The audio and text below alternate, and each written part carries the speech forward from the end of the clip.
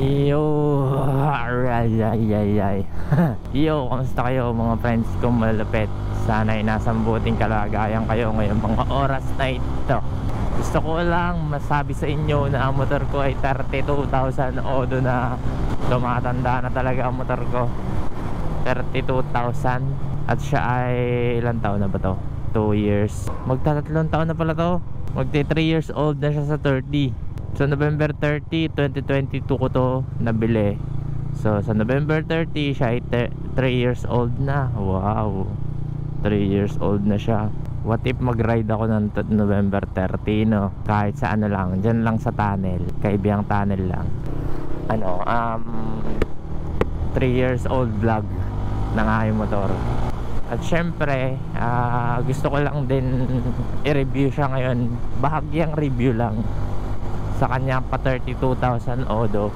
Wait lang, magpapagas muna lang tayo dito sa Shell.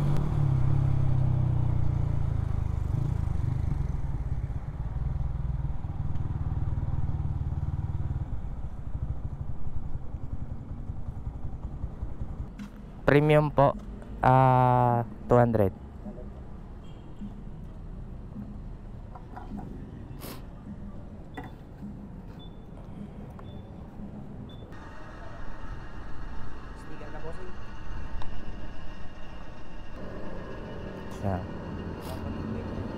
Ha?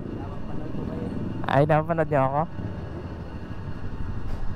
Facebook, YouTube. Salamat po. Layo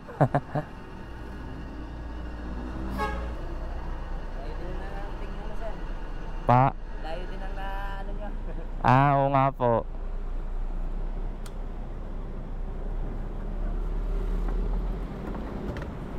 Thank you po.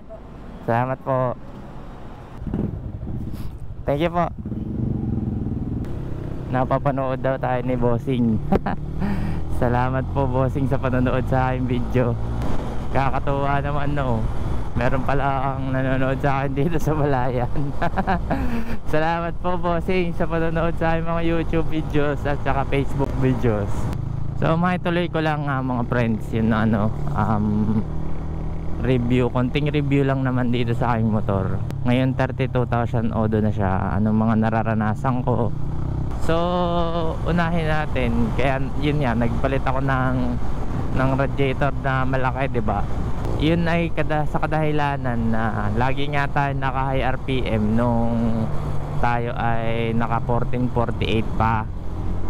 'Di ba, laging high RPM ang ating takbo kasi nga gihil yung makina dun sa 1448 So nung nagbalik tayo ng 1447, nagpalit rin ako ng big rod para naman sana mabawasan yung init ng makina, and which is nangyari naman. Hindi naman siya ganun umiinit kagaya ng dati noong maliit pa yung radiator ko. Yung talagang damang-dama mo yung init dito. Yan, kahit ganitong takbo lang, kunyari nandito pa lang ako sa Balayan, sobrang init na, lalo na pag traffic. Hanip na yan, grabe lalo pag traffic. Kaya dati talagang inis ako magbiyahe kasi nga sobrang init niya. Ngayon hindi naman na. Kaso parang mahirap lang ngayon. Parang nangangamba ako dito sa aking water pump. Medyo kahit konting-konti lang naman, hindi mo siya maririnig na dinig. Pero kapag tumigil ka, kunyari nakatigil ka, tapos naka-minor ang motor mo, madidinig mo siya na medyo may sumisipol, parang gano'n. Mahina lang, as in mahina lang, pero may sumisipol na, parang gano'n. So isa siya sa dapat kong bantayan o kaya naman is agapan, parang ganon. So hindi ko alam kung kailan tayo magkaka-budget na maayos para mapacheck ko rin kay Boss Win kung palitin na ba yung mga kung ano man dun sa loob, mga bearing, impeller, yung mga ganon. Titingnan natin kung may mga kailangan ng palitan dun sa loob ng water pump natin assembly. So sa ngayon wala pa naman ako nakikitang problema sa kanya. Parang okay pa naman ako, yung kampante pa naman ako sa ngayon. Pero hindi natin alam makapagkalipas ng ilang panahon. So isa rin sa pinangangambahan ko, lalo na't minsan napapawaswas tayo ng takbo. So delikado ang ating overheating issue. At delikado rin baka maghalo ang ating langis at saka coolant kapag nasira yan. Kaya kailangan din natin yung agapan. So ngayon 32,000 odo motor ko. Tumatanda na rin talaga motor ko eh. 3 taon na eh. Yung ramdam ko naman sa kanya, medyo bago-bago pa naman yung yung pakiramdam. Yung itsura, syempre madami na tayong napalitan. Kaya mukhang pa rin mukhang medyo makinis pa. Yung mga components niya, yung mga switch, gumagana pa naman lahat. Yung keyless fob natin, di naman nagkakaproblema. Nakapagpalit na ako isang beses pa lang ng battery ng remote. Sa ngayon ang performance niya, satisfied pa rin naman ako. Nakakasunod pa rin naman sa mga sa mga naka 183 na Aerox. Kahit pa paano, hindi lang talaga, naiiwal lang talaga ako pagka madaming sasakyan. At hindi ko talaga kayang magsingit-singit ng alanganin. Hindi ako masyadong kamote eh. Tapos kahapon nagpalit nga pala ako ng langis. Nanomoli ulit ang pinalit ko. So baka pansamantagal nanomoli na lang ang ating maging langis. So satisfied naman ako sa kanya. Yun sa takbo ng motor ko, talagang okay naman siya, solid talaga. Masarap gamitin. Lalo na nga kapag mga medyo high RPM na, kasi alam naman natin pag high RPM umiinit din yung langis. So masarap din talaga siyang gamitin kasi hindi ganun ka umiinit yung langis niya. Tapos tinignan ko, so syempre as makikita mo naman ng langis kapag nag-change oil ka. So binidyoan ko, ipapakita ko sa inyo. So yan yung langis natin. Maitim siya kapag sama-sama, di ba? Kapag nandun sa lalagyanan. Pero kapag nilagay mo sa papel, kunyari kukuha ko muna ang papel, tapos pinahid ko yung papel dun sa langis, mapula pa rin naman. So rin, malinis pa rin. Siguro yung mga lang talaga, yung mga maiitim na gawa ng clutch din. Matanda na rin kasi motor ko, so sigurado naapektuhan na rin yung clutch nito.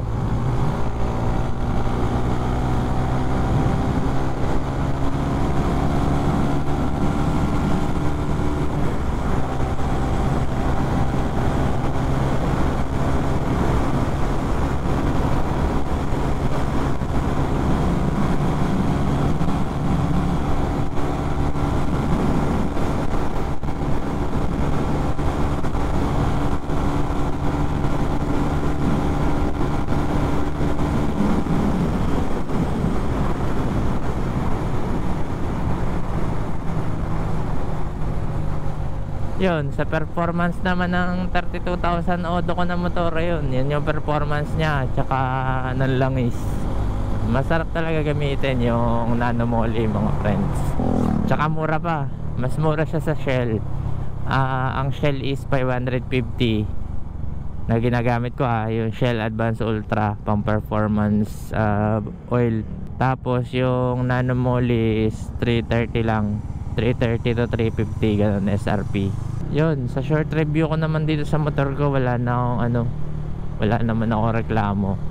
Basta isa sa mga na-experience ko talaga dito is yung shock sa una.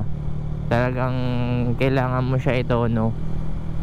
Pagka hindi mo siya tinono, lagi kang masisiraan ng ball race, lalo na kung malubak sa inyo. Pero overall solid talaga yung yung experience ko sa motor na to. Talagang ang sarap niya gamitin. Ito naman ang tibay niya, 32,000 kilometers, pero parang bago pa rin tumakbo. Tapos yeah, yung mga stock parts niya, yung swing arm niya hindi ganun agad na nabebengkong, although may mga kalakalawang ganyan. Yun lang ang mahirap dito talaga pagka may sasakyan ka, kalaban lagi kalawang eh. Pero so far mga friends, solid magka-sniper, masarap magka-sniper. Tapos para may nababalitaan na may lalabas na 2026 version ng Sniper 155. Hindi lang ako sure kung bagong version o ano siya, yung MX. Magkakaroon ng 155 MX. Hindi ko alam kung MX yun o talagang bagong version na siya ng Sniper. Pero kung sa itsurahan, para siyang MX nga. Di ba dati may Sniper 150 na MX din. Tapos ngayon siguro maglalabas din sila ng MX na Sniper 155. So yun lang mga friends, yun lang naman may babahagi ko sa inyo. Shoutout kay kuya na nag-guest sa akin kanina, nanonood daw siya ng mga vlogs natin. So maraming salamat po sa suporta, at sana walang sawa kayo sumuporta sa channel natin kahit ganto lang. Bawi na lang tayo next year. Pagkatapos ng kasal namin, siguro makakapag-gala tayo. Sasama ko kayo sa mga gala namin. So yun lang mga friends, maraming salamat. At may konti lang ulit akong paalala na maghinay-hinay kasi may naghihintay sa ating bahay. In English, don't drink and drive. Peace, yeah.